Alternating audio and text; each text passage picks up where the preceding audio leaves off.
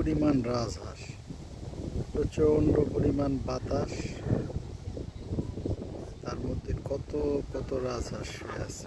রাজহাঁস সাথে ময়ূর, এই যে এই পাশটা পর্যন্ত, এই পাশটায় দেখা যাইতেছে, এই পাশ থেকে শুরু হয়েছে ময়ূর। এই যে এই পাশটায় সবচাইতে বেশি রাজহাঁস শুয়ে আছে।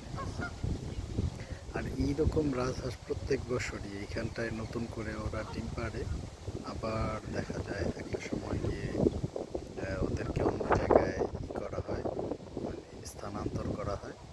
তারপরে আবার গিয়ে নতুন ওই বাচ্চা থেকে আবার নতুন বাচ্চার জন্ম হয় এইখানটায়। এর আগে এটা খুব বেশি বড় রাজহাঁস না, তবে এর আগে যে রাজহাঁসগুলো ছিল ওই রাজহাঁসগুলো ছিল আরও অনেক অনেক।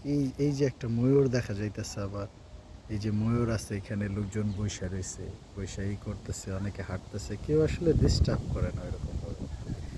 প্রচুর পরিমাণে রাজহাঁস গতবারও দেখে গেছিলাম, আজকে যখন আসলাম আজকেও দেখলাম যে আছে। অত বড় পরিমাণে না থাকলেও, অত না থাকলেও মোটামুটি বেশ কিছু রাজহাঁস চোখে পড়লো আজকে।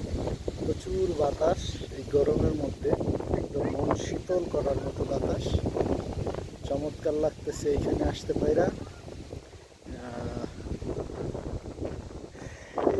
এই স্মৃতিটাকে ক্যামেরা বন্দি করে রাখতে পাইরা আরো বেশি ভালো লাগতেছে। ঠিক আছে, ভালো থাকবেন সবাই।